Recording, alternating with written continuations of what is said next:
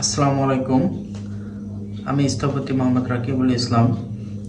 তো আজকে দেখব একটা লিভিং রুমের সিটিং অ্যারেঞ্জমেন্ট কীরকম হয়।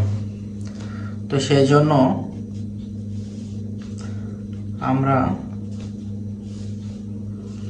12 ফিট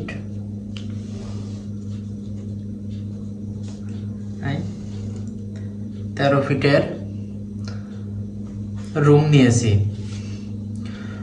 তো দুইটা রুমের সার্কুলেশন ভিন্ন রকম। আমরা নিচের রুমটাতে ক্রস সার্কুলেশন দিয়েছি এবং উপরের রুমটাতে লিনিয়ার সার্কুলেশন দিয়েছি। তো দেখি যে আমাদের কোনটাতে কীরকম সুবিধা দিচ্ছে।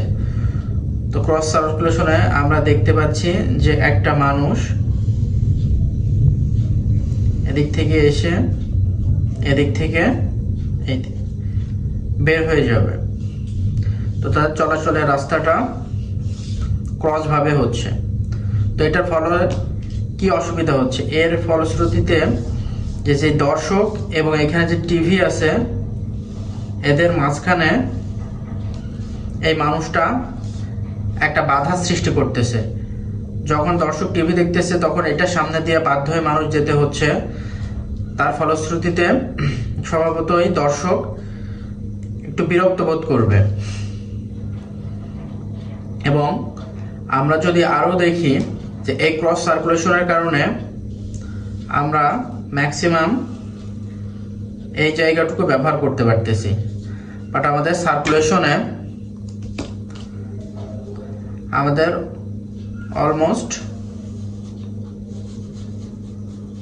এই পরিমাণ জায়গাটা নষ্ট হচ্ছে। তার মানে আমাদের ক্রস সার্কুলেশনের কারণে আমাদের অনেকগুলো জায়গা অপচয় হচ্ছে এবং আমরা মোটামুটি শুধু এতটুকু জায়গা ব্যবহার করতে পারছি। তো আমরা যদি দেখি লিনিয়ার সার্কুলেশনের ক্ষেত্রে, যদি আমাদের চলাচলের রাস্তা এরকম হয় তাহলে আপনারা স্বভাবতই দেখতে পারতেছেন যে আমরা মোটামুটি এই স্পেসটা আমরা পুরোটাই ব্যবহার করতে পারতেছি। সেক্ষেত্রে আমরা একটা বেশি সোফা এখানে অ্যাকোমোডেশন করতে পারতেছি। ল্যান্ডস্কেপের জন্য এখানে একটা জায়গা আমরা আরও বেশি পাচ্ছি।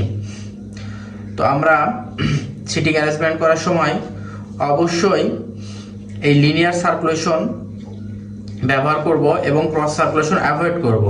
কারণ আমাদের যদি এরকম কোনাকুনি সার্কুলেশন হয় তাহলে আমাদের চলাচলের রাস্তা যেমন যত বড় দীর্ঘ হবে তত বড় জায়গা আমাদের নষ্ট হবে। এবং লিভিং রুমের ক্ষেত্রে আমাদের টিভি এবং দর্শকের মাধ্যমে বাধার সৃষ্টি করবে। কিন্তু লিনিয়ার যদি সার্কুলেশন দেখি তাহলে আমাদের এই টিভি এবং দর্শকের মাঝখানে সাধারণত কোনো অবজেক্ট বাধার সৃষ্টি করতে পারতেছে না। তো আমরা যদি সার্কুলেশনের বিষয়টা মাথায় রাখতে পারি তাহলে আমাদের অনেক জায়গা সেভ হবে এবং আমরা সুন্দর একটা ডিজাইন উপহার দিতে পারবো। তো আশা করি সবাই বুঝতে পারছেন। ধন্যবাদ। আসসালামু আলাইকুম।